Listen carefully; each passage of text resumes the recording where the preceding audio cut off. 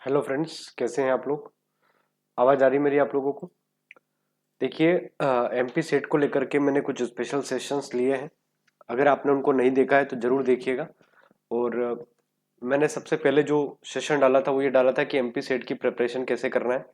और MP set का जो तैयारी है उसको लेकर के मैंने एक वीडियो बनाया था जिसमें मैंने बुक लिस्ट के बारे में आपसे बात की थी कि किस प्रकार से आप किस बुक लिस्ट को फॉलो कर सकते हैं।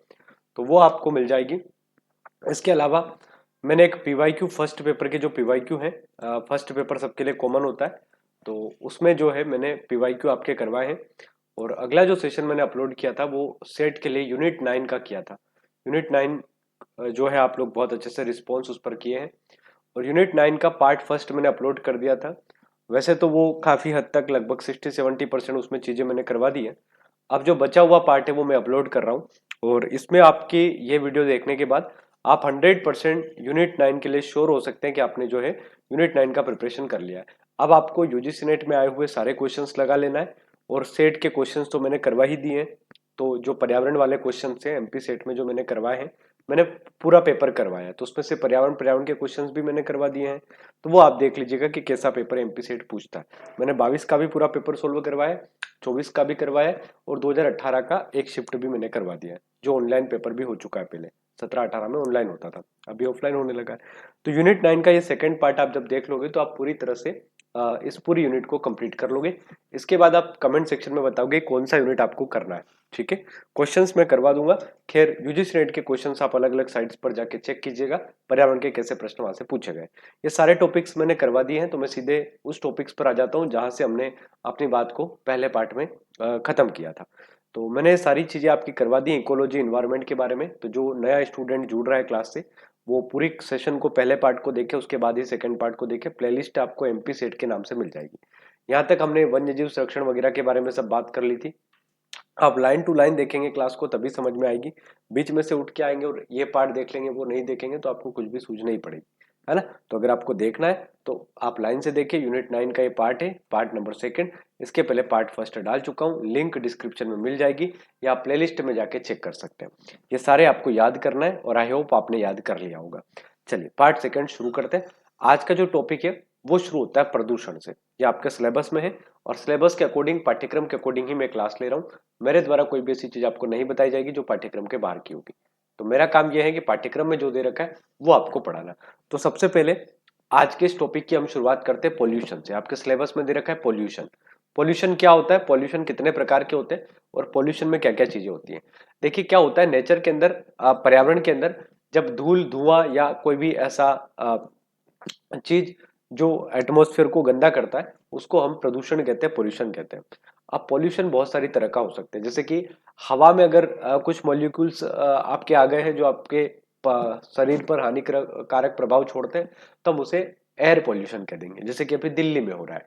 ठीक है। जल के अंदर गंदा पानी या ऐसे कुछ मॉलिक्यूल्स चले गए जो जल के पानी को दूषित कर रहे हैं, जो पीने योग्य नहीं बच जाता है, या पीने योग्य है लेकिन फिर उसमें बहुत हानिकारक तत्व मिले हुए, तो हम कह देंगे वो जल प्रदूषण है। तो प्रदूषण का सामान्य परिभाषा क्या हो सकती है कि सामान्य मात्रा से अधिक जीवों को हानि पहुंचाए, तो उसे प्रदूषण कहते हैं।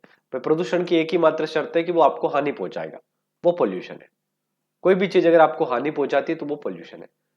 बहुत सारा डीजे बज रहा है, आपके कान का पर्दा फट गया, मतलब पॉल्यूशन है। ठीक है सर। सबसे पहले बात करते हैं एयर पोल्यूशन की। एयर पोल्यूशन सबसे ज्यादा होता है और अभी दिल्ली वगैरह के अंदर तो बहुत ही चल रहा है, आपने न्यूज वगैरह के अंदर भी सुना होगा। देखिए एयर पोल्यूशन क्या होता है। एयर पोल्यूशन की जब बात करते हैं तो एयर पोल्यूशन बहुत सारी चीजों से हो सकता है। हवा शुद्ध रूप से, जैसे मान लीजिए आप नैनीताल घूम रहे हैं, आप पंचमढ़ी घूम रहे हैं, आप हिमालय पर्वत पे घूम रहे हैं, तो वहां पे इतना औद्योगिक क्षेत्र नहीं है। तो वहां पे जो एयर होगी वो बहुत ही अच्छी होगी, बहुत अच्छा सुहाना मौसम आपको लगेगा। ठीक है। कारण वायु प्रदूषण होने का क्या हो सकता है, वाहनों का धुआं। जहां वाहन ज्यादा होंगे, जैसे दिल्ली, तो दिल्ली में इतना वायु प्रदूषण होने का एक बड़ा कारण है, वहां पे वाहन बहुत है। उद्योग, मैंने कहा था आपको क्लाइमेट चेंज का बड़ा कारण क्या है, उद्योग है। क्योंकि क्लाइमेट चेंज हो रहा है मतलब कार्बन उत्सर्जित हो रहा है, कार्बन एमिशन हो रहा है। और कार्बन एमिशन क्यों होता है, उद्योगों की वजह से होता है। उद्योग ज्यादा, कार्बन एमिशन ज्यादा। एटमॉस्फेयर के अंदर कार्बन सबसे ज्यादा रहेगी नीचे की ओर, क्योंकि कार्बन एक भारी गैस है। तो कार्बन डाइऑक्साइड नीचे की ओर रहेगी। तो जितने ज्यादा एमिशंस होंगे तो कार्बन डाइऑक्साइड धरती के उतने पास रहेगी। और कार्बन डाइऑक्साइड क्या करती है, सूर्य से आने वाले प्रकाश को आने तो देती है लेकिन जाने नहीं देती है। इस वजह से पृथ्वी क्या होती है, गर्म होती है। ठीक है सर। फसल का जलना या ज्वालामुखी का आना, ये सारे वायु प्रदूषण को करते हैं, क्योंकि फसल जलाओगे, पराली जलाओगे तो भी पोल्यूशन होगा। ज्वालामुखी आएगी तो उससे भी बहुत सारी गैसेस निकलती है। प्रमुख गैसों में CO, CO2, SO2, NOx या O3, ये जो है आपके, ये प्रमुख गैसों में आते हैं। स्वास्थ्य के प्रभाव की बात करें तो अस्थमा, फेफड़ों की खराबी आदि आपकी हो सकती है। तो आपको पूछेगा कि वायु प्रदूषण में मुख्य रूप से कौन सी गैसें आती हैं, तो ये कार्बन आती है, ठीक है, CO2, SO2 सल्फर वाली, NO2, X3, O3 यानी कि ओजोन। ठीक है सर। PM2.5, PM2 एक मॉलिक्यूल है।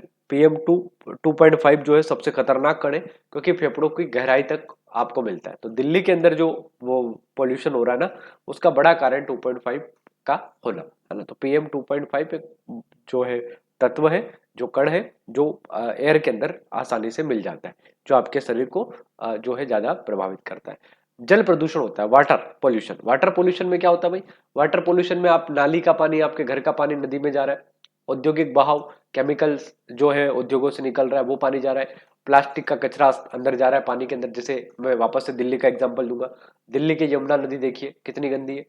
दिल्ली की यमुना नदी बड़ी गंदी नदी है। ठीक है, वैसे तो यमुना पवित्र मानी जाती है, पूजा करते हैं लोग, लेकिन दिल्ली के अंदर अगर आप इसके क्षेत्र को देखोगे, आगरा के अंदर आप इसके क्षेत्र को देखोगे तो काफी पोल्यूटेड आपको मिलेगी। ठीक है। अब जल प्रदूषण को जो नापा जाता है ना, वो BOD के अंदर नापा जाता है। किस पर नापा जाता है, BOD। BOD अगर आपका ज्यादा है तो आप ये मान के चलिएगा कि जल क्या है, वहां पे प्रदूषित है। ठीक है सर। और DO की मात्रा ऑक्सीजन की मात्रा मानी जाती है। तो जल में ऑक्सीजन की जितनी मात्रा होगी उतने ज्यादा जीव उसमें अच्छे से रह सकते हैं।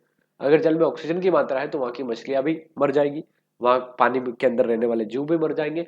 तो BOD जो होता है, BOD जो होता है वो किसी भी पानी के अंदर उसकी गुणवत्ता को बताता है। ठीक है। जैसे एयर के अंदर अगर आप देखोगे तो AQI इंडेक्स में अभी आगे आपको बताऊंगा कि AQI इंडेक्स होता है। दिल्ली के अंदर AQI इंडेक्स 300-400 के पार चल रहा है। ऐसे ही पानी के अंदर BOD की मात्रा देखी जाती है, और BOD की मात्रा अगर सही चल रही है तो हम कहेंगे कि पानी में ऑक्सीजन की मात्रा ठीक ठाक है और वो पानी पीने योग्य है। ठीक है। तो ये जल प्रदूषण के अंदर आपसे पूछेगा कि BOD क्या होता है। ठीक है सर। चलिए, मिट्टी प्रदूषण, सोइल पोल्यूशन भी होता है। कीटनाशक जब हम छांटते हैं, है ना, खेतों के अंदर भारी धातुएं, लीड, मरकरी, है ना, तो फसल की गुणवत्ता इससे प्रभावित होती है। हम ज्यादा रासायनिक खाद अगर लगाएंगे तो उससे भी पोल्यूशन होगा। ये आपका सिलेबस में दे रखा भैया, अलग से कुछ नहीं पढ़ा रहे, आपके सिलेबस की लाइन टू लाइन आप अगर ध्यान से पढ़ेंगे तो आपको पता चल जाएगा उसमें प्रदूषण और उसके प्रकार, अवशिष्ट, उसके प्रकार, बायोडिग्रेडेबल्स क्या होते हैं, इनके बारे में पूछा गया है। ध्वनि प्रदूषण, नॉइज पोल्यूशन होता है, ध्वनि प्रदूषण होता है। WHO ने मानक तय किया है कि भाई 25 डेसिबल दिन में और 45 डेसिबल रात में ही ध्वनि होनी चाहिए। इससे ज्यादा ध्वनि अगर आपके कान तक पहुंच रही है तो कुल मिलाकर बात यह है कि ये पोल्यूटेड है। ठीक है सर। तो WHO ने क्या कहा, WHO ने कहा भैया कि 45 आपकी क्या होनी चाहिए, 55 डेसिबल क्या होनी चाहिए, 45 डेसिबल आपकी रात में होनी चाहिए। प्रकाश प्रदूषण, लाइट पोल्यूशन, लाइट पोल्यूशन। ठीक है सर। लाइट पोल्यूशन, रेडियोधर्मी प्रदूषण, रेडिएशन पोल्यूशन होता है। ठीक है सर। मतलब यहाँ पे ध्वनि प्रदूषण तो मैंने बता दिया, साथ ही साथ में बता रहा हूं आपको प्रकाश प्रदूषण भी होता है, लाइट पोल्यूशन भी होता है, रेडियोधर्मी पोल्यूशन भी होता है। रेडियोधर्मी पोल्यूशन कैसे होगा, तो परमाणु परीक्षण जब आप करोगे, परमाणु रिएक्टर आप जलाओगे तो सबसे घातक अलग अलग प्रकार के सीजियम 137 और आयोडीन 131 होता है, जो कि आपका रेडियोधर्मी प्रदूषक है, रेडियोधर्मी प्रदूषण फैलाता है। रेडियोधर्मी प्रदूषण कैसे होता है, रेडियोधर्मी एलिमेंट से होता है। ठीक है। तो बस इतना सा याद रखना है कि पोल्यूशन के अंदर इतने प्रकार के अलग अलग पोल्यूशन होते हैं।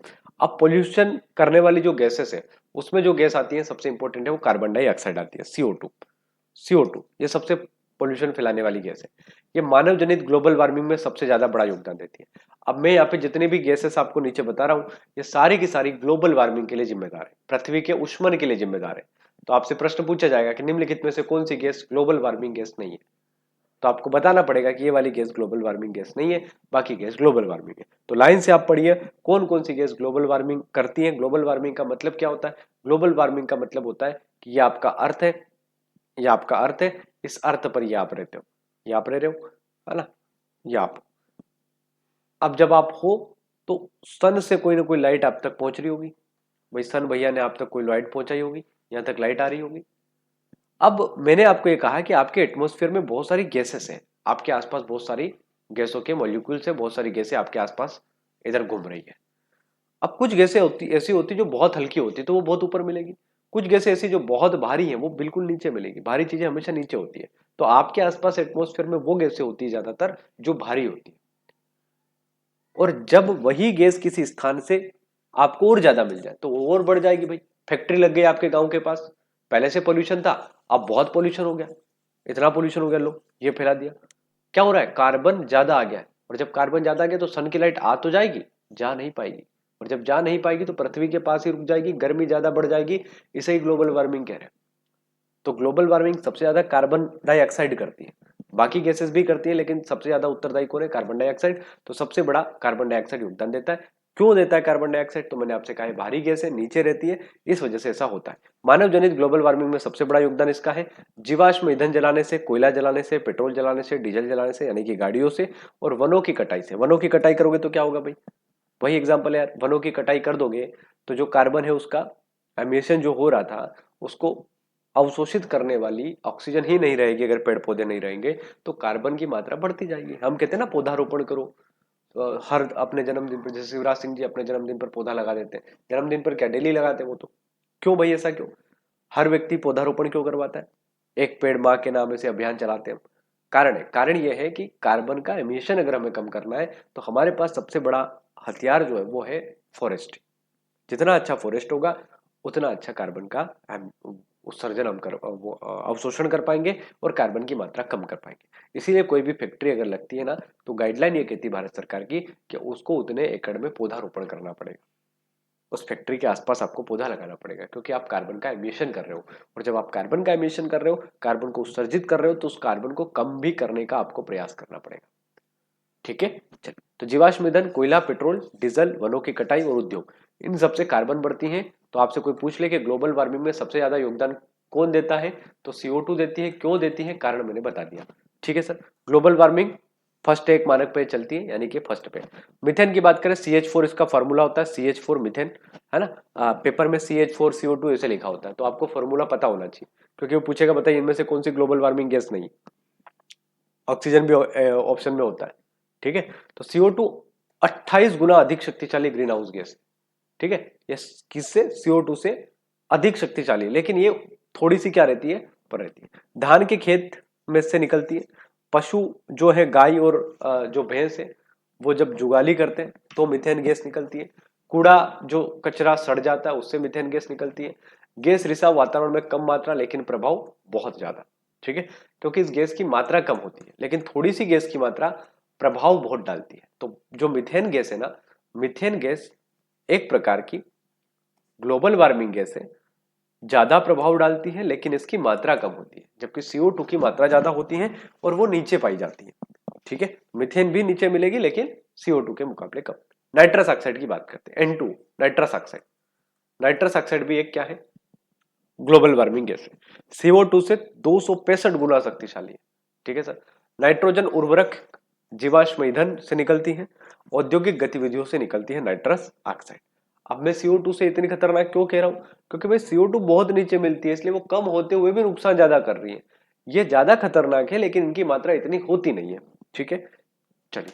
तो नाइट्रोजन उर्वरक से ही हमेशा नाइट्रस ऑक्साइड निकलेगा, है ना भाई। N2 इसका फॉर्मूला है, तो N फॉर नाइट्रोजन।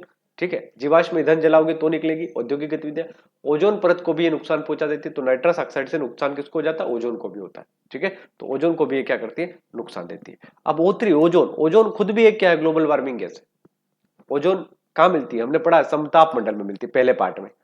पुनः कह रहा हूं, पहला पार्ट नहीं देखा हो तो पहले पहला देखना फिर दूसरा देखना, डिस्क्रिप्शन में लिंक दे रखा है। पार्ट फर्स्ट पार्ट टू दोनों मिला के यूनिट 9 कंप्लीट होगी, उसमें मैंने लगभग 70% कंप्लीट कर दिया है, 20-30% इसमें मैं करवा दूंगा। ठीक है, तो पूरा यूनिट 9 आपका कवरेज हो जाएगा, सिलेबस के अकॉर्डिंग हो जाएगा। और अगला कौन सा यूनिट आपको पढ़ना है आप मुझे बता दीजिएगा, मैथ्स और रीजनिंग को छोड़कर कोई भी यूनिट आप बता सकते हैं। ठीक है, ओजोन O3। ओजोन जो होता है, ट्रोपोस्फीयर में ओजोन प्रदूषक के रूप में होता है और स्ट्रेटोस्फीयर में ओजोन सुरक्षा यूवी से बचाती है। मैंने आपसे कहा था कि ये अर्थ है, इस अर्थ के अंदर जब आप क्षोभ मंडल पे जाते हो तो आपको वायु में परिवर्तन मिलता है, बादल बनते हैं, मौसम संबंधित घटनाएं होती है। और जब आप समताप मंडल में जाते हो तो इसी समताप मंडल में आपको ओजोन भी मिलती है। ओजोन की लेयर समताप मंडल में आपकी पाई जाती है। और ये ओजोन लेयर क्या करती है, सूर्य से आने वाली घातक पराबैंगनी किरणों को अवशोषित कर लेती है। एब्जॉर्ब कर लेती है। इसी कारण समताप मंडल में तापमान क्या होता है, ज्यादा होता है, ओजोन के कारण। तापमान ज्यादा क्यों है, ओजोन के कारण है। वैसे ऊपर जाने पर तापमान हमेशा कम होता है, तो क्षोभ मंडल में हमेशा तापमान कम होगा, इसीलिए आप जब पहाड़ियों पे चढ़ते तो ठंडा लगता है, जैसे पंचमढ़ी चले गए ठंडा लगेगा। लेकिन फिर ऊपर ओजोन आ जाएगी, अगर आप बहुत ऊपर चले गए 18-20 किलोमीटर के ऊपर, तो फिर ओजोन आ जाएगी और ओजोन आपको समताप मंडल में पहुंचा देगी और समताप मंडल में गर्मी बढ़ेगी आपकी। क्यों, क्योंकि वहां पे ओजोन है। ओजोन क्या कर रही है, सूर्य से आने वाले घातक पराबैंगनी किरणों को अवशोषित कर रही है। ठीक है सर, तो याद रखिएगा, सूर्य के प्रकाश जो है उसको ये यूवी रेंज को अवशोषित करती है, पराबैंगनी किरणों को अवशोषित करती है, और पराबैंगनी किरणों को अवशोषित करने के बाद ये क्या करती है साहब, आपकी रक्षा करती हैं घातक पराबैंगनी किरणों से। ठीक है, तो ये ओजोन भी क्या है, ग्लोबल वार्मिंग गैस है। मैं सारी ग्लोबल वार्मिंग गैसेस आपको बता रहा हूँ क्योंकि यहाँ से एक प्रश्न फिक्स आता है कि इनमें से कौन सी ग्लोबल वार्मिंग गैस है। ठीक है, ऐसा प्रश्न है, कौन सी घातक है तो भी याद रखना, कौन सी सबसे ज्यादा विनाश करती है तो भी याद रखना। मैं सारी चीजें आपको बता रहा हूँ। अगली देखो, जल वाष्प। जल वाष्प भी सबसे अधिक मात्रा में पाई जाने वाली ग्रीन हाउस गैसेस है, सबसे बड़ी ग्रीन हाउस गैसेस है, सबसे बड़ी, क्योंकि ज्यादा मात्रा में पाती है, सबसे बड़ी ग्रीन हाउस गैसेस। ठीक है सर, नुकसान इतना नहीं करती, पानी के वाष्पीकरण से बनाती है, यानी कि पानी का जब वाष्पीकरण होगा तो जल वाष्प, जल वाष्प मतलब ओस की बात हो रही है। ठीक है, CO2 बढ़ता है, तापमान बढ़ता है तो वाष्प बढ़ती है। कुल मिलाकर बात CO2 पर वापस से आकर टिक गई कि भाई कार्बन डाइऑक्साइड अगर बढ़ेगी तो गर्मी बढ़ेगी, गर्मी बढ़ेगी तो वाष्प बढ़ेगा, और इसी से क्या हुआ है, तापमान बढ़ता है। तो ये कारण है CO2, यानी कि जल वाष्प के बढ़ने का कारण भी क्या है, CO2 है। ठीक है सर, ग्रीन हाउस गैसें ग्लोबल वार्मिंग क्यों करती है, मतलब ये जो इसको शॉर्ट फॉर्म में GHGs कहते हैं, ग्रीन हाउस गैसेस कहते हैं।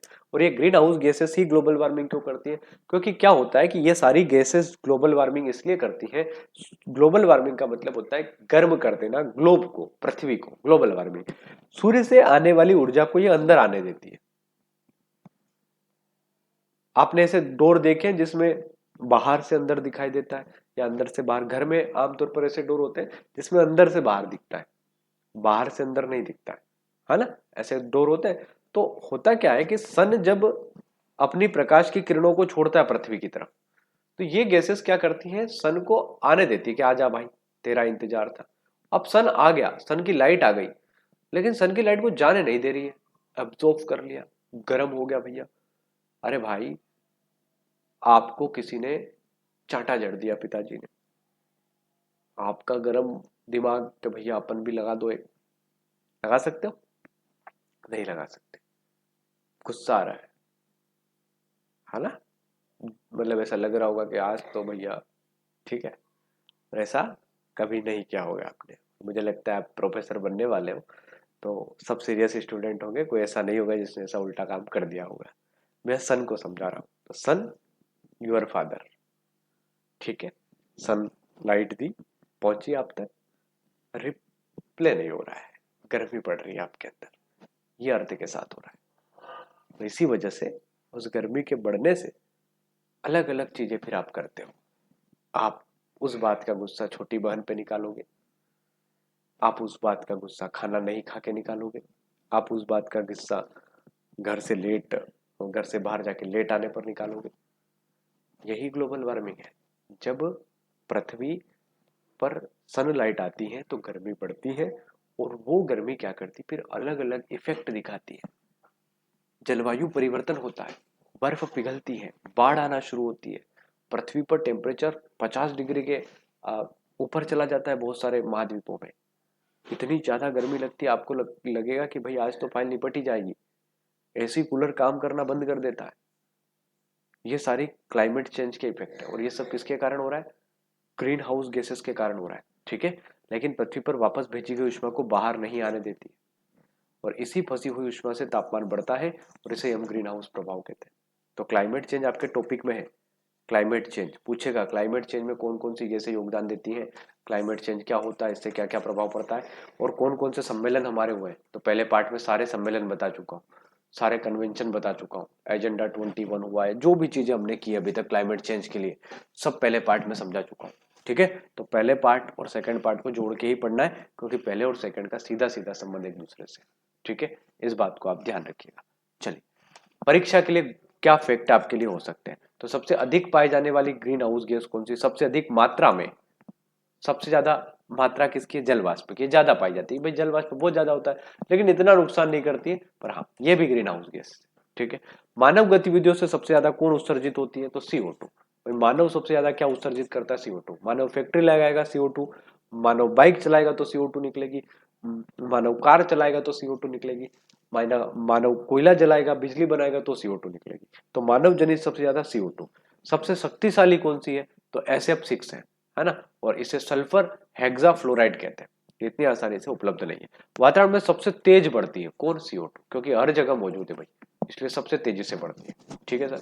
NO2 CO2 से 265 गुना अधिक शक्तिशाली है, यानी कि जो आपकी नाइट्रस ऑक्साइड है जो सामान्यतः नाइट्रोजन वगैरह के अंदर आपके उसमें मिलती है, ये 265 गुना खतरनाक है। ठीक है, जाती है CO2 से भी बड़ी खतरनाक है, लेकिन ये इतनी मात्रा में नहीं होती है इसलिए इसका इफेक्ट इतना नहीं जाता है। CO2 सबसे खतरनाक गैसों में आती है क्योंकि वो ज्यादा नीचे है, भारी है, और इसलिए वो ज्यादा प्रभावित करती है। तो ये क्लाइमेट चेंज के आपकी चीजें थी।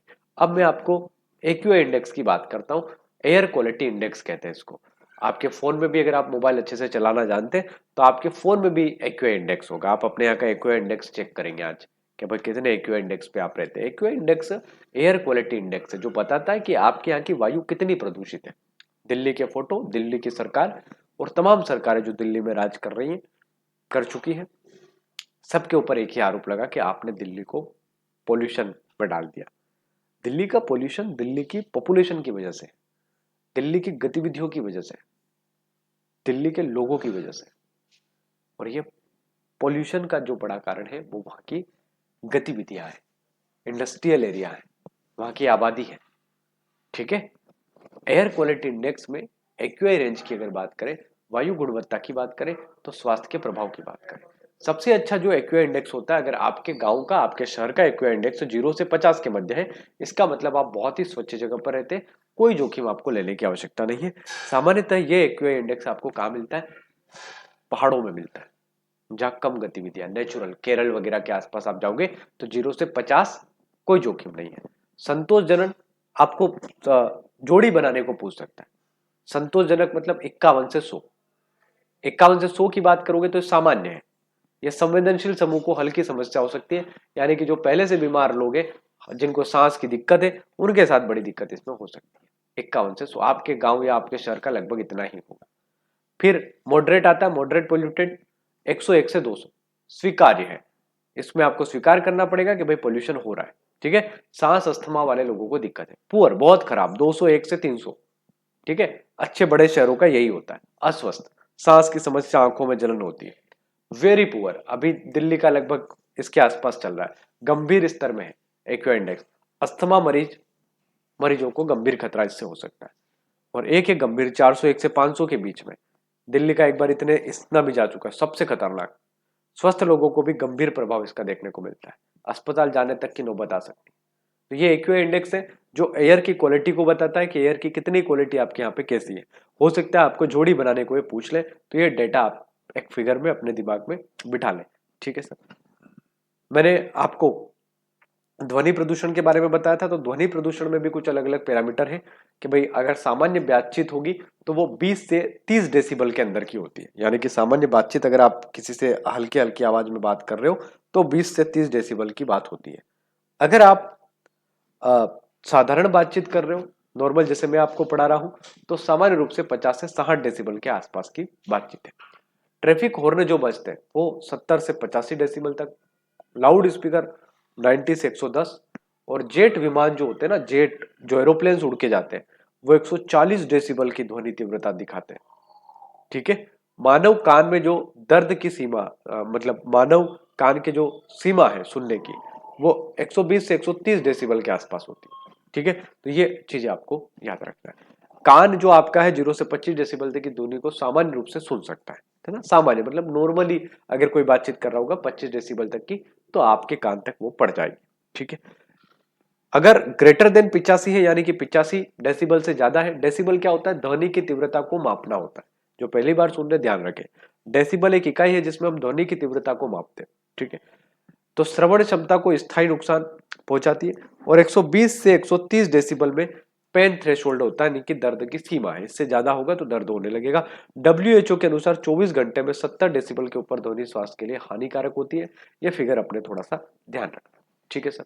अब आपके सिलेबस में दे रखा है पर्यावरण संरक्षण अधिनियम 1986। अगर आप सिलेबस को ध्यान से देखे होंगे तो आपको ये डेटा दिखा होगा।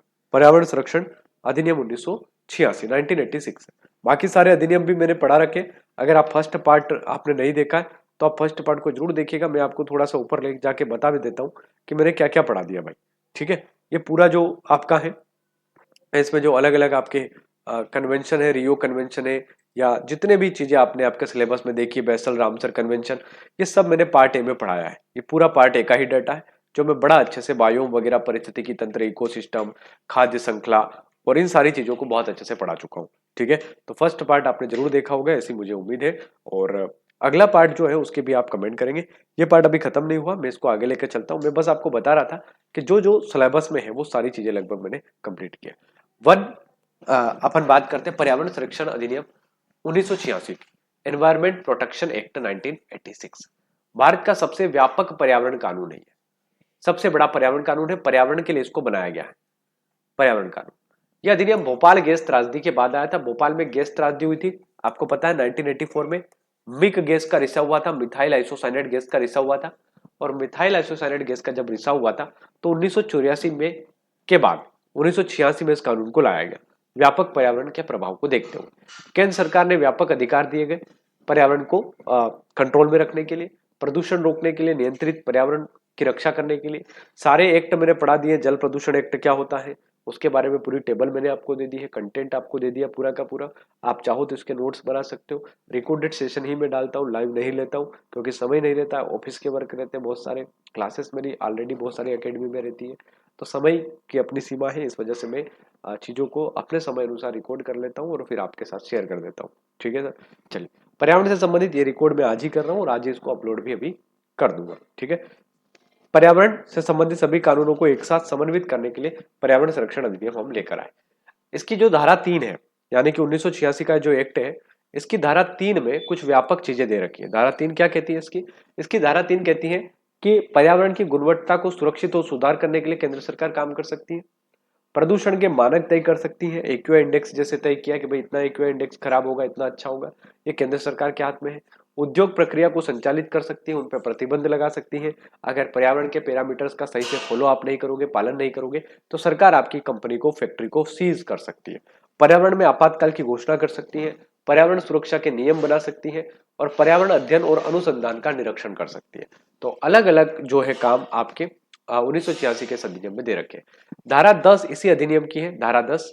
और धारा 10 जो है इस अधिनियम की क्या कहती है भैया, निरीक्षण और परीक्षण की बात करती है ना। इसमें अधिकारी की नियुक्ति की जाती है जो पर्यावरण के अधिकारी होंगे।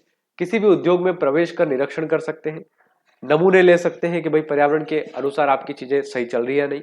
उपकरणों की जांच कर सकते हैं, तो क्या कर सकते हैं, उपकरण की जांच भी कर सकते हैं, कि उपकरण की जांच वगैरह भी आपके यहाँ पे की जा सकते हैं, ठीक है सर।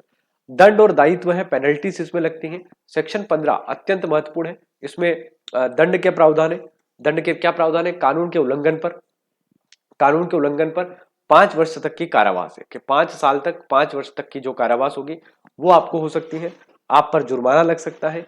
यदि आपने पर्यावरण के नियमों का पालन नहीं किया तो प्रतिदिन 5,000 अतिरिक्त भी जुर्माना आप पे लगेगा।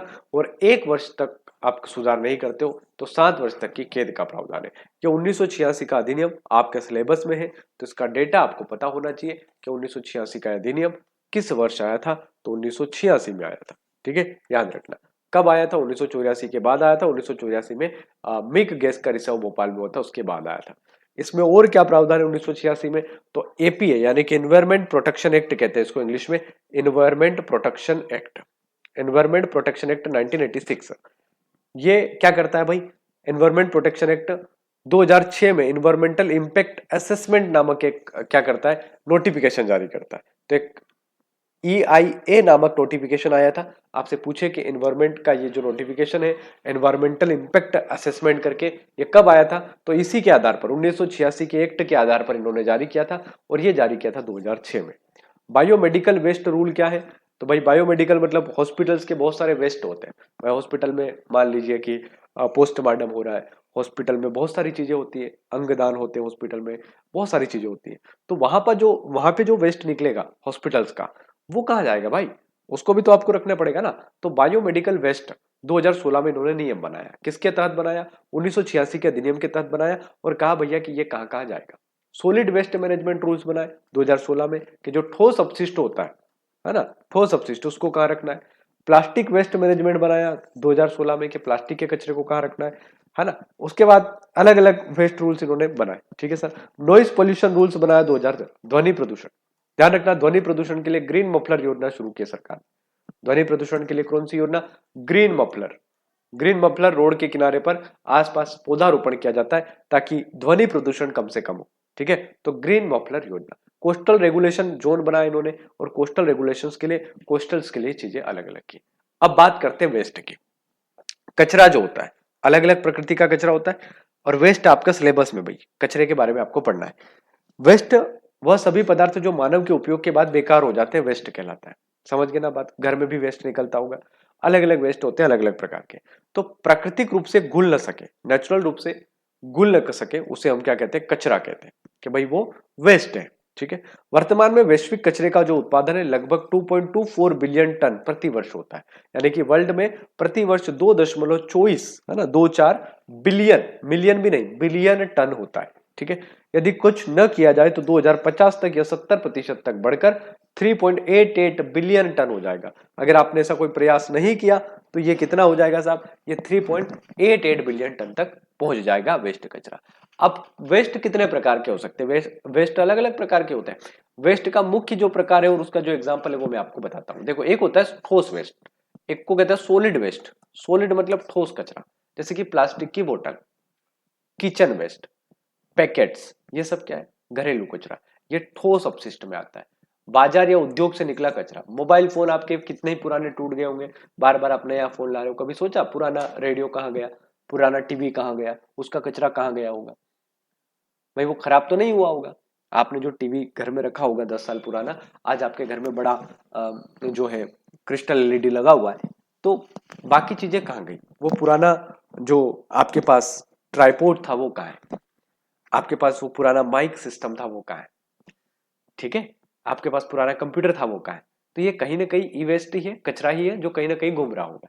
भाई आपके पास नहीं, आपने किसी को बेचा होगा, उसने फेंक दिया होगा, फिर वो अटाला लेने वाला आता है गाँव में, है ना, तो उसको दे दिया होगा, वो और कहीं ले गया होगा, रिसाइकल नहीं हुआ होगा। तो बहुत सारी चीजें हम करते हैं ऐसा, ये ठोस अपशिष्ट है।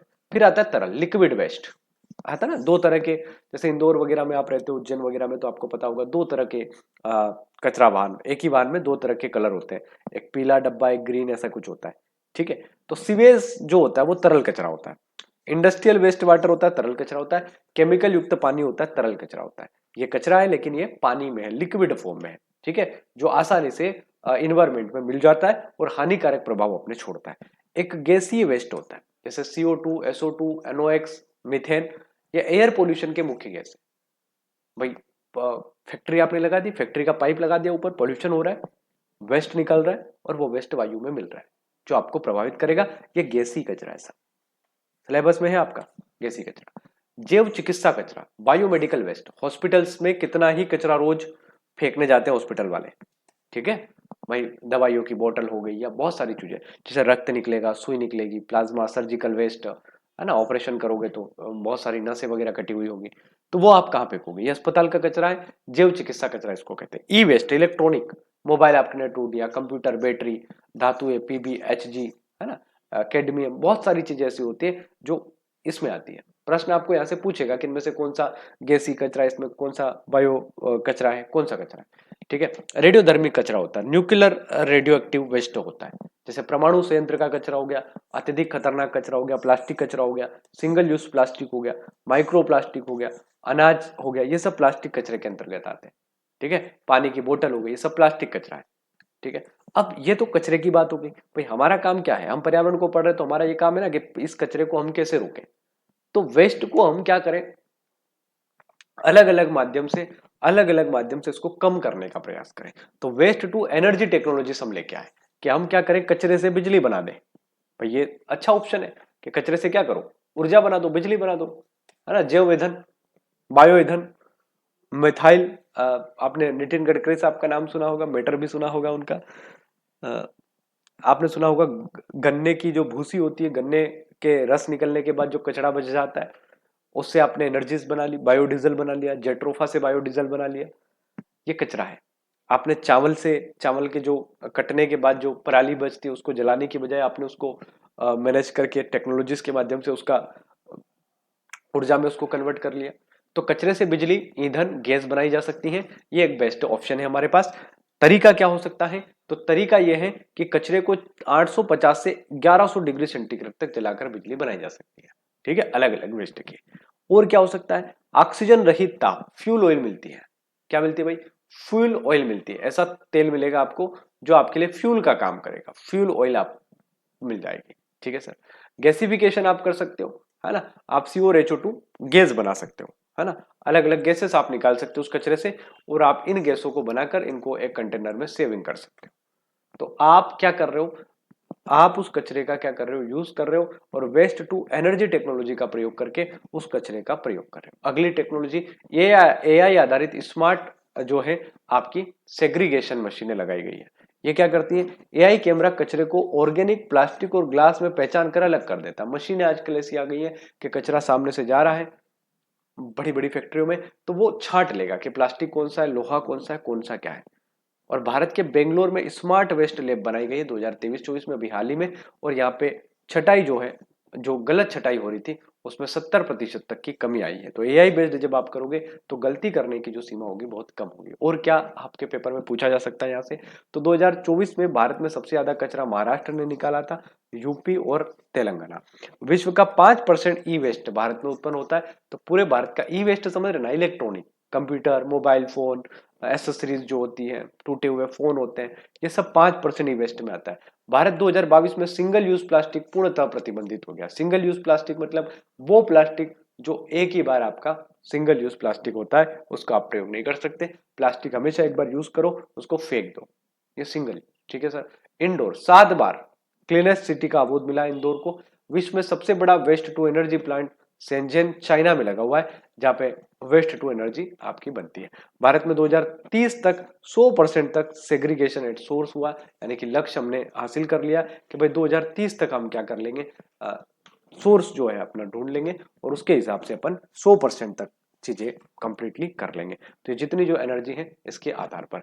अब मैं अगले टॉपिक पर आ गया हूं। आपका अगला जो टॉपिक है वो है डिजास्टर।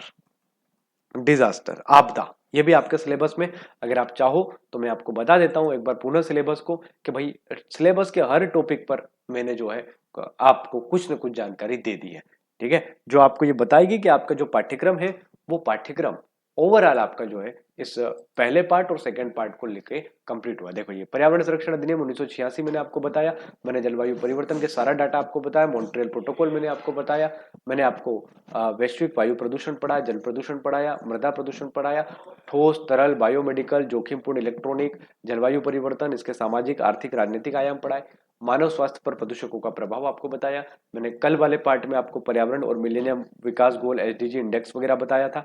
और आज मैं ये सेकेंड पार्ट शूट कर रहा हूँ, और इसमें भी अपन आज जो है अपने लास्ट टॉपिक को पढ़ रहे हैं, जिसमें अपन बात करेंगे किसकी? आपदा की। ये देखो यहाँ पे प्राकृतिक जोखिम, आपदा न्यूनीकरण की युक्तियां, कि आपदा क्या होती है और आपदा को कम करने के क्या क्या आप काम कर सकते हो, आपदा को कैसे कम किया जा सकता है, और आपदा को कम करने के लिए क्या आप प्रयास कर सकते हो, उसकी आज मैं बात आपके साथ करने वाला हूँ। तो अगला जो हमारा टॉपिक है वो डिजास्टर है, और डिजास्टर की अपन बात करते हैं। चलिए सर, ये है डिजास्टर।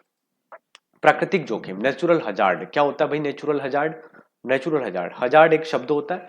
हजार्ड का मीनिंग क्या होता है? प्राकृतिक प्रक्रियाओं से उत्पन्न वे घटनाएं जो मानव संपत्ति, बुनियादी ढांचे और पर्यावरण को हानि पहुंचाने की क्षमता रखती है, हजार्ड कहलाती है।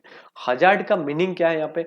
हजार्ड का मीनिंग यह है कि वो घटनाएं जो मानव समुदाय को नुकसान पहुंचाने की क्षमता रखती है, पहुंचाया नहीं है, केवल क्षमता रखती है, उसको हम क्या कह रहे हैं? हजार्ड कह रहा है। यदि जोखिम वास्तविक नुकसान में बदल जाए, जो हम अनुमान लगा रहे थे वो वास्तविकता में अगर हो जाए, तो फिर उसको हम आपदा कहते थे। भाई मैंने कहा कि गंगा पर बांध बना है टिहरी डैम, कभी ये फूट जाएगा ना, तो बहुत सारे उत्तराखंड के गांव जलमग्न हो जाएंगे और पानी के साथ बह के चले जाएंगे। ये एक हजार्ड है कि भाई इससे नुकसान हो सकता है। लेकिन किसी दिन ये फूट गया और ऐसा हो गया, भगवान न करे, तो हम कहेंगे कि ये आपदा आ गई।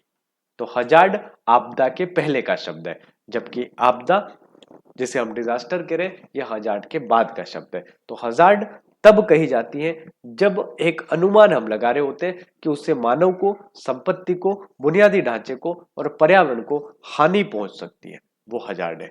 और यदि वास्तविकता में नुकसान में बदल जाए तो वो आपदा कहलाती है। क्या कहलाती है? आपदा कहलाती है। ठीक है, कोई घटना घट गई तो ये आपदा है। ठीक है, मुख्य प्राकृतिक जो कोई कहता है ना कोई बांध फूटने वाला हो सकता है बहुत सारे लोग मर जाए, ये हजार्ड है। बांध फूट ही गया और लोग निपट ही गए तो उसको हम क्या कहेंगे? डिजास्टर कहेंगे। मुख्य प्राकृतिक जोखिम क्या क्या हो सकते हैं? जैसे अर्थक्वेक आ जाए साहब, अर्थक्वेक। अब ये अर्थक्वेक क्या होता है ये तो आपको पता ही होगा ना, तो यहाँ बिल्कुल डिटेल में मैं नहीं जाऊंगा कि भाई अर्थक्वेक क्या होता है, कैसे होता है, ज्वालामुखी क्या होता है, क्योंकि हमारा काम है आपदा और उसको कैसे कम करें, ये हमारा टॉपिक है केवल। ठीक है, भूकंप आता है, आपको पता है भूकंप अर्थक्वेक आता है। रिएक्टर स्केल पर हम इसको नापते हैं। प्रश्न पूछा जा सकता है कि रिएक्टर स्केल जो होता है वो क्यों प्रयोग में आता है? तो भूकंप को नापने में, भूकंप को। एक होता है मर्केली स्केल, मर्केली, ये भी भूकंप को नापने में प्रयोग होता है। ठीक है, दोनों को याद रखना, हो सकता है पूछ ले। ज्वालामुखी का विस्फोट होता है, ज्वालामुखी विस्फोट, वॉल्केनिक इरप्शंस होते हैं। ज्वालामुखी विस्फोट क्यों होते हैं? जब जमीन के अंदर दो प्लेटें आपस में टकराती हैं तो ज्वालामुखी जो है उत्पन्न हो सकता है, क्योंकि जमीन के अंदर तप्त मैग्मा लावा भरा हुआ है जो अंदर मैग्मा के रूप में होता है, ऊपर जब निकलेगा तो ये लावा बन जाता है। और जब ये लावा बन जाता है तो इसके साथ बहुत सारी गैसेस निकलती हैं और किसी पर्वत के आसपास कोई शहर बसा हुआ तो ये वहां को नुकसान पहुंचा देगा। तो इसे हम क्या कह रहे हैं? इसे हम एक हजार्ड कह रहे हैं, भाई इससे नुकसान हो सकता है। चक्रवात होते हैं, साइक्लोन्स आते हैं, समुद्री किनारों पर आप रहोगे तो बड़े बड़े समुद्री तूफान आते हैं, साइक्लोन्स आते हैं, फ्लड आता है, बाढ़ आती है। जैसे अभी पंजाब की बाढ़ आई, पूछा जा सकता है भाई सेट में, ध्यान रखना। पंजाब में हाल ही में किस राज्य में भारत के कौन से राज्य बाढ़ से ग्रसित थे? पंजाब हो गया, हरियाणा हो गया, लेकिन ज्यादातर बाढ़ हरियाणा और हिमाचल प्रदेश में आई थी। ठीक है, सूखा हो सकता है भाई, राजस्थान के इलाके सूखे, भूस्खलन हो सकता है, ये सब हजार्ड से आता है। अब मैं आपदा की बात कर लेता हूँ, डिजास्टर की बात कर लेता हूँ कि डिजास्टर क्या है और हमारे सिलेबस में लिखा है कि आपदा क्या होती है और आपदा को कैसे रोका जाता है, ये हमारे पाठ्यक्रम में है, इसलिए हम उतनी ही बात करेंगे। किसी जोखिम का ऐसा रूप जिसमें मानवीय, आर्थिक और सामाजिक पर्यावरणीय नुकसान हो इतना अधिक हो कि स्थानीय समुदाय स्वयं उसका सामना न कर सके। जैसे कि हिमाचल में बाढ़ आई, तो हिमाचल में नदियों में इतनी तेज बाढ़ आई कि हिमाचल प्रदेश के वासी उसका सामना ही नहीं कर पाए और बहुत सारे लोग मारे गए, उनके खेत चले गए। आपने उत्तराखंड का वीडियो देखा होगा जहां ऊपर से एक मलबा आया और बहुत सारी बिल्डिंगों को ताश के पत्तों की तरह निकाल कर लेके चला गया। ठीक है, तो ये आपदा है। आपदा कितने प्रकार की हो सकती है? तो आपदा में हमेशा क्या होगा? नुकसान होगा भाई, है ना। हजार्ड में नुकसान नहीं होता है, हजार्ड एक अनुमान है, जबकि आपदा घटित हो जाती है। ठीक है, तो ये प्राकृतिक हो सकती है भाई, नेचुरली, नेचुरल चीजें होती है, जैसे कि आपकी बिजली पड़ी, तो बिजली अगर पड़ी और बहुत सारे लोग मर गए तो ये नेचुरल है, इसमें कोई जनता क्या करे, है ना। तो प्राकृतिक आपदा है, नेचुरल है। ठीक है, मानव जनित होती है, औद्योगिक दुर्घटनाएं होती है ना। मिक मिक का रिसाव हो गया भैया भोपाल में, मिक मानव जनित है। भाई आप फैक्ट्री बनाते नहीं, आप फैक्ट्री में ऐसी गैस का काम नहीं करते तो रिसाव ही नहीं होता, रासायनिक रिसाव हो गया। ठीक है, आप किशनगंज के अंदर, भोपाल में गैस ट्रेजेडी हो गई, तो ये सारी की सारी जो चीजें हैं ये मानव जनित है। कुछ ऐसी होती है जो अर्ध प्राकृतिक होती है, जिसमें प्रकृति, नेचर का भी योगदान होता है और आप लोगों का भी योगदान होता है। ठीक है, जैसे कोविड 19, कोविड 19 अर्ध प्राकृतिक है, इसमें लोगों का भी योगदान है और नेचर ने भी आपका साथ नहीं दिया इस समय, तो ये अर्ध प्राकृतिक है। महामारी जब फैलती है, डेंगू जब फैलता है, तो ये इस प्रकार की चीज है। भारत में आपदा की प्रोफाइल के बारे में बात करें तो भारत में 27 प्रमुख आपदाओं के लिए संवेदनशील घोषित किया गया, यानी कि भारत जो है ये सेंसिटिव है साहब। क्या है? सेंसिटिव है। और सेंसिटिव किस मामले में ये है कि यहाँ पे 27 प्रमुख आपदाएं आ सकती हैं। यहाँ पे 55% जो क्षेत्र है ये भूकंप के जोखिमों में आता है, यानी कि 55% भाग भूकंप पे है। और भारत का जो हिमालय वाला क्षेत्र है, जो मैं आपको ऊपर बना के बता रहा हूँ, इस हिमालय वाले क्षेत्र में ज्यादातर भूकंप आने की संभावना है। हमारे यहाँ पे जोन नंबर फर्स्ट जो पड़ता है उसमें ये भूकंप के क्षेत्र पड़ते हैं ऊपर वाले। हमारे टोटल 4 जोन पड़ते हैं, जोन 1, जोन 2, जोन 3 और जोन 4।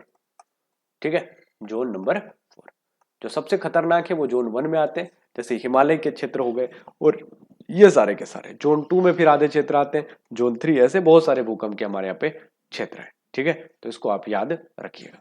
चलिए, तो 40 मिलियन हेक्टेयर बाढ़ से प्रभावित है हमारे यहाँ पे, 68% सूखा प्रवण क्षेत्र हमारे यहाँ पे है, और 5700 किलोमीटर समुद्री तट चक्रवात क्षेत्र में पड़ता है।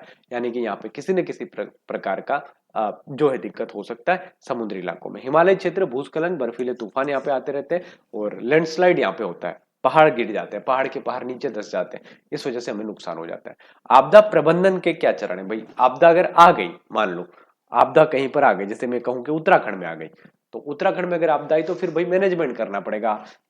आप अगर कल को प्रोफेसर बन गए तो आपको बहुत सारी ड्यूटियों में जाना पड़ सकता है। मान ली कहीं आपदा आ गई तो आपको आपदा प्रबंधन में जाना पड़ेगा। तो आपदा प्रबंधन अलग अलग लेवल पर होता है। मैं कहूं कि बताओ यार, आपदा आ गई है, कहीं पर बाढ़ आ गई है, तो क्या करोगे आप? आपसे प्रश्न पूछा कि भाई बाढ़ आ गई तो आप क्या करोगे? आपको सर लोगों को बचाएंगे हम, बाढ़ आ गई तो। पर इसका एक टेक्निक होता है, एक तरीका होता है, लाइन टू लाइन चीजें होती है, ऐसे ही नहीं उठ के चल देना है। पहले प्री डिजास्टर, पूर्व आपदा की रणनीति बनती है। प्री डिजास्टर मतलब कि भाई ये भारत का समुद्री तट है, इस समुद्री तट पर कोई साइक्लोन है जो बड़ी तेजी से भारत की तरफ बढ़ रहा है, तो हम जो तटों पर लोग हैं ना, उनको सूचित कर दें, उनको कह दें कि भाई इतने घंटे बाद यहाँ पे साइक्लोन आ सकता है और आप लोगों की जान को खतरा है, तो आप इसको खाली कर दीजिए। ये प्री डिजास्टर प्लानिंग होती है।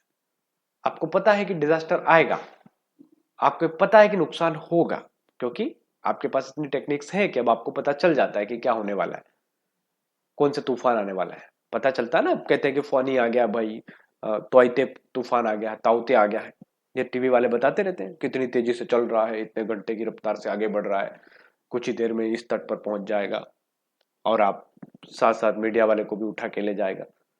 सुना है ऐसा? तो होता क्या है कि ये प्री प्लानिंग हम कर सकते हैं। इससे हमें पता चल जाएगा कि भाई इतनी बजे यहाँ पहुंच रहा है, तो हम पहले से प्री प्लानिंग कर लें।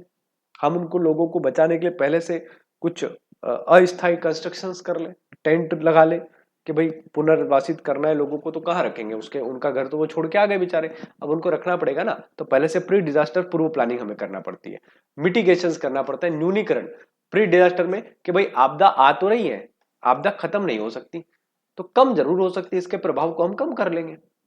वैसे हम क्या करें? आपदा के प्रभाव को कम करेंगे, न्यूनीकरण करेंगे। आपके सिलेबस में शब्द दे रखा है न्यूनीकरण। आपदा का न्यूनीकरण कैसे होता है? भाई मैं कहूं कि ऊपर से किसी ने कहा कि उत्तराखंड के पास से गंगा नदी का बांध फूट गया है, पानी तेजी से हरिद्वार की ओर बढ़ रहा है, अभी हरिद्वार में नहीं पहुंचा है, उसको कम करने के लिए हरिद्वार में प्रयास किए जा सकते हैं। ऐसे तो प्रयास नहीं हो सकते ना कि गंगा का पानी हरिद्वार पहुंचे ही ना, ये तो केवल ईश्वर कर पाएगा, आप नहीं कर सकते। आप कम कर सकते हो कि जो तटों पर लोग हो उनको हटा दो, ताकि कम से कम आपका नुकसान हो। इसे मिटिगेशन कहते हैं, न्यूनीकरण कहते हैं। ठीक है सर, इसमें हम क्या करते हैं? तैयारी करते हैं, न्यूनीकरण करने के लिए अलग अलग प्राप्त करते हैं। तो ये प्री डिजास्टर है कि भाई मिटिगेशन करें, न्यूनीकरण करें और तैयारियां करें, और ज्यादा से ज्यादा ऐसी कोशिश करें कि कम से कम हमारा नुकसान हो। ड्यूरिंग डिजास्टर, ये तो प्री डिजास्टर हो गया कि भाई डिजास्टर आने से पहले क्या करोगे, जो मैंने एग्जांपल दिया। अब आ ही गई है आपदा, तो अब क्या करना है? यह सेकंड स्टेप होता है। सेकंड स्टेप में हम रिस्पॉन्स करेंगे, प्रतिक्रिया देंगे, बचाव करेंगे, राहत देंगे, एनडीआरएफ ले जाएंगे, एसडीआरएफ ले जाएंगे, नाव ले जाएंगे, लोगों को बचाएंगे, पानी से उठा के लाएंगे। ये ड्यूरिंग डिजास्टर है। बाढ़ का पानी आ चुका है, जल फैलाव हो चुका है, गांव के गांव डूब चुके हैं, लोग मर रहे हैं, त्राहिमाम हो रहा है। ड्यूरिंग डिजास्टर रिस्पॉन्स करना पड़ेगा, आपकी टीम को एक्टिव करना पड़ेगा। जो आपने तैयारियां की थी प्री डिजास्टर में, उसको अब एक्टिव कर दो। आपने कुछ टावर अस्थायी लगा दिए थे, उनका नेटवर्क चेक करो, और सारी की सारी चीजें फटाफट से कंप्लीट करो। एनडीआरएफ को भेजो, लोगों को बचाओ, लाइव जैकेट्स बांटो लोगों को, ताकि पानी में डूबे ना। कहीं बोरवेल में कोई व्यक्ति फंस गया है तो काम करो उसके लिए निकालने का। कहीं गुफा में लोग फंस गए हैं, बहुत सारी जगह देखा ना, गुफा के अंदर लोग धंस जाते हैं, अंदर रह जाते हैं। ठीक है, तो ड्यूरिंग डिजास्टर हमको रिस्पॉन्स करना पड़ेगा सब। ठीक है, पोस्ट डिजास्टर, अब भैया हो गया जो होना था, मर गए लोग, मरना था, अब क्या करना है? उत्तराखंड में 2013 में त्रासदी हुई, 2 दिन त्रासदी चली, अगले दिन सब शांत हो गया, मलबा ही मलबा, जहां नजर पड़े वहां मलबा, मंदिर पूरा मलबे में डूबा है। अब क्या करना है? अब बताओ ना। अब ये करो कि जो लोग वहां रह रहे हैं, वहां पहुंच चुके हैं, उनको उनके घर पहुंचा दो। 5 आए थे, 3 ही बचे हैं, उनको तो कम से कम घर पहुंचाओ। ये पोस्ट डिजास्टर होता है, डिजास्टर के बाद की घटनाएं होती है। इसमें हम क्या करते हैं? पुनर्वसन करते हैं, लोगों को बचाते हैं, रिकंस्ट्रक्शंस करते हैं, जिनके घर स्थायी रूप से जो वहां पे थे, जैसे मान लीजिए मैं उत्तराखंड का एग्जांपल दूं तो वहां पे होटल्स थे, जीविका किसी की चलती थी, तो कोशिश करें कि कम से कम उनको रोजगार का साधन वहां पे हम उपलब्ध करवाएं। न्यूनीकरण की क्या टेक्निक्स होती है, मिटिगेशन टेक्निक्स हम क्या लेकर आए, हमारे पास क्या ऐसी नई आधुनिक तकनीक है जिससे हम डिजास्टर को बड़ी कम कर सकते हैं। आधुनिक टेक्निक्स आ गई हैं आजकल, बहुत नई नई टेक्नोलॉजीज आ गई हैं जो हमें बता देगी कि भाई हम कैसे करेंगे। तो हानि को कम करने के लिए हम न्यूनीकरण तकनीक का प्रयोग करते हैं, नई टेक्नोलॉजीज का, जिसमें हम संरचनात्मक और गैर संरचनात्मक उपाय कर सकते हैं। तो संरचनात्मक उपाय क्या हो सकते हैं न्यूनीकरण टेक्निक्स में, संरचनात्मक उपाय क्या कर सकते हैं कि मान लीजिए भूकंप आया, तो भूकंप के लिए हम कर सकते हैं कि बेस आइसोलेशन टेक्नोलॉजी बना सकते हैं, बेस आइसोलेशन कर सकते हैं हम शेयर वॉल कंस्ट्रक्शन कर सकते हैं, आपकी दीवार इतनी मजबूत हो घर की कि भूकंप का झटका आपके घर तक ना पहुंचे। ठीक है, तो आपकी जो अलग अलग टेक्नोलॉजी से लचीले स्टील फ्रेम बना सकते हैं, हिल जाएगा पर टूटेगा नहीं। आपका जो स्टेचू बना है, स्टेचू ऑफ यूनिटी, उस पे उसके अंदर इस तरह की टेक्नोलॉजी का प्रयोग किया गया है कि भूकंप आएगा तो वो हिल जाएगी मूर्ति, लेकिन गिरेगी नहीं नीचे। तो ऐसी लचीले स्टील फ्रेम आप बना सकते हो, भूकंप रोधी आरसीसी डिजाइन आप बना सकते हो, आपके घर का डिजाइन ऐसा हो जो भूकंप रोधी हो। जापान के अंदर भूकंप रोधी घर बड़ी आसानी से बनाए जाते हैं, महंगा होता है लेकिन कभी भी भूकंप आएगा तो घर को कुछ नहीं होगा, क्योंकि जापान में तो सबसे ज्यादा भूकंप आते हैं, क्योंकि पैसिफिक रिंग ऑफ फायर में वो पड़ता है और वहां सबसे ज्यादा भूकंप आते हैं।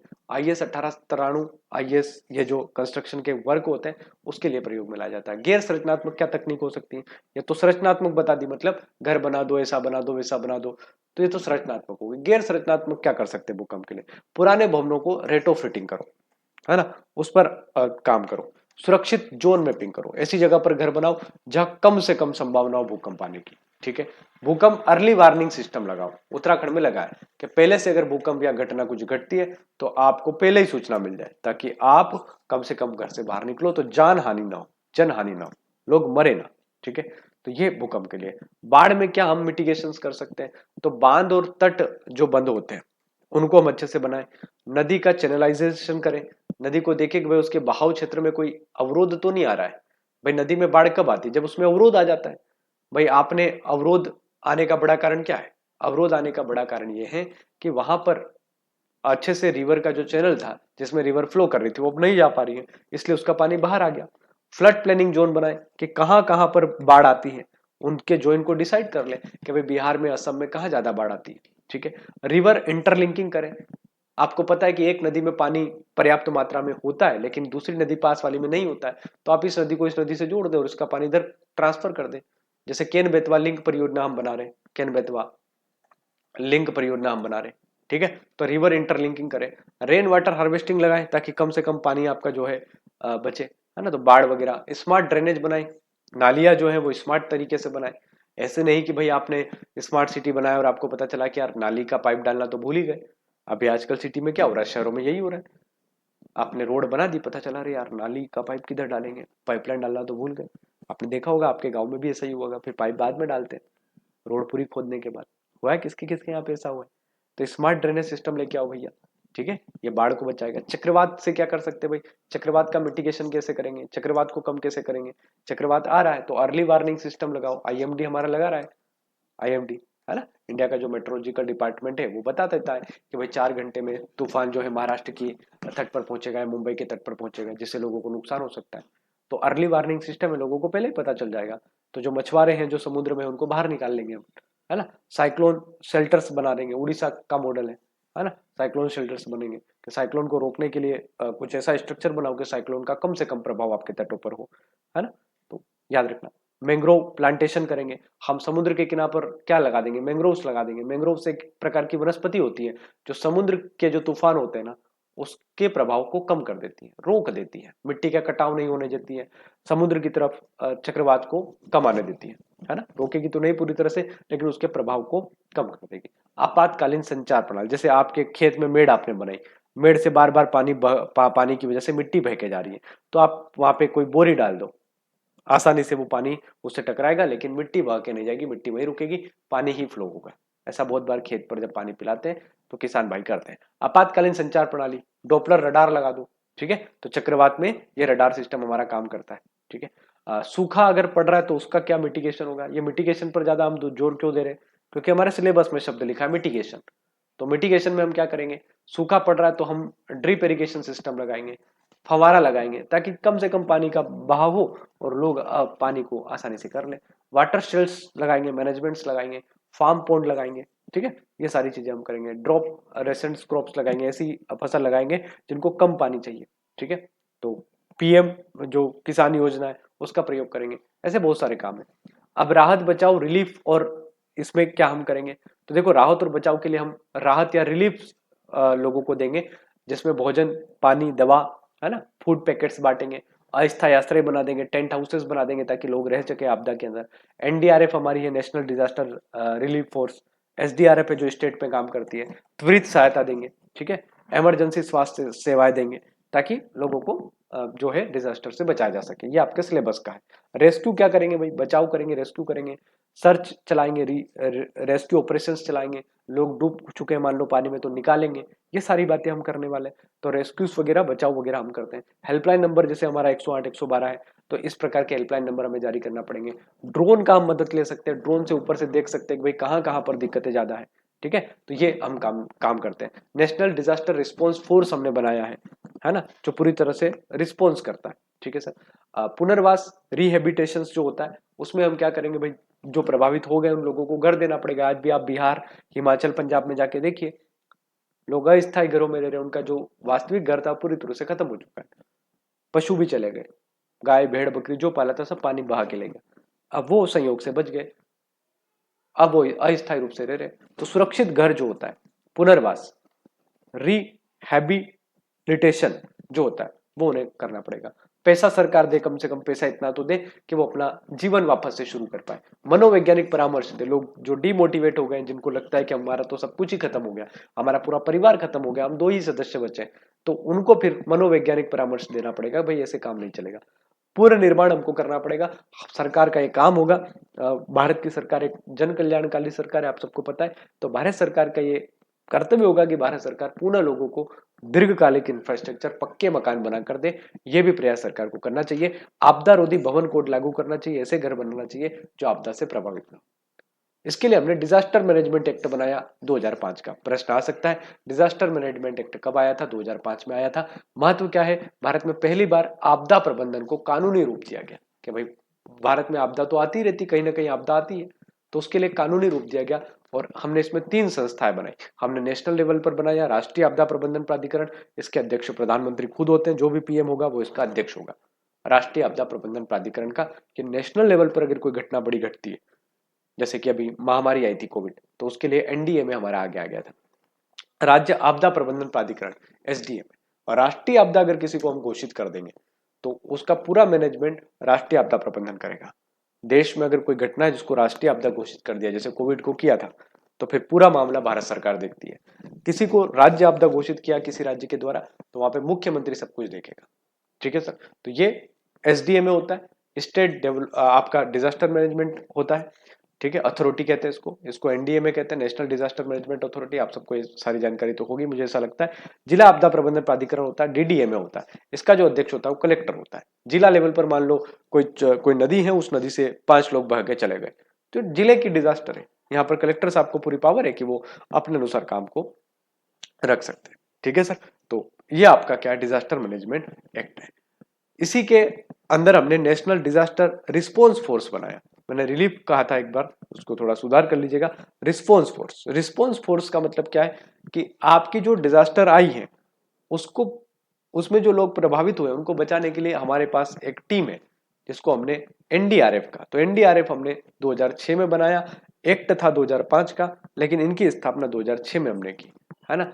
और ये डिजास्टर मैनेजमेंट एक्ट 2005 के द्वारा किया गया। भारत में पहली समर्पित आपदा प्रतिक्रिया बल है, जो पुलिस जैसे काम करती है, तभी काम करती है जब आपदा आती है। हर जिले में ये होती है, हर जगह पर ये होती है। इसका मुख्यालय नई दिल्ली में है। संरचना 12 बटालियन इसमें है। बीएसएफ, सीआरपीएफ, आईटीबीपी, सीआईएसएफ जैसे जवान इसमें रहते हैं और ये ट्रेनिंग प्राप्त करते हैं। भाई कोई पानी की ट्रेनिंग ले लेगा, कोई हवा की ट्रेनिंग ले लेगा, और जहां भी जरूरत लगेगी वहां पे ये कार्य करते हैं। सर्च करना, रेस्क्यू करना, मेडिकल राहत पहुंचाना, केमिकल, बायोलॉजिकल, किसी भी प्रकार का रिस्पॉन्स हो, ये लोग उसमें प्रशिक्षित होते हैं और ये हमारा एनडीआरएफ काम करता है। ये अलग अलग संस्था है, नेशनल डिजास्टर मैनेजमेंट अथॉरिटी नीति का निर्माण करती है, राष्ट्रीय स्तर पर दिशा निर्देश जारी करती है, राष्ट्रीय योजना यानी कि नेशनल प्लानिंग करती है। NIDM national institute of disaster management प्रशिक्षण, रिसर्च क्षमता निर्माण करती है, नई दिल्ली में इसका मुख्यालय है। आईडीएमए इंडियन मेट्रोलॉजिकल डिपार्टमेंट, ये मौसम चेतावनी देता है कि भाई बाढ़ कब आ सकती है, मतलब चक्रवात कब आ सकता है, चक्रवात के अलर्ट, भूकंप को मापना, ये सारा का सारा इंडियन मेट्रोलॉजिकल डिपार्टमेंट करता है।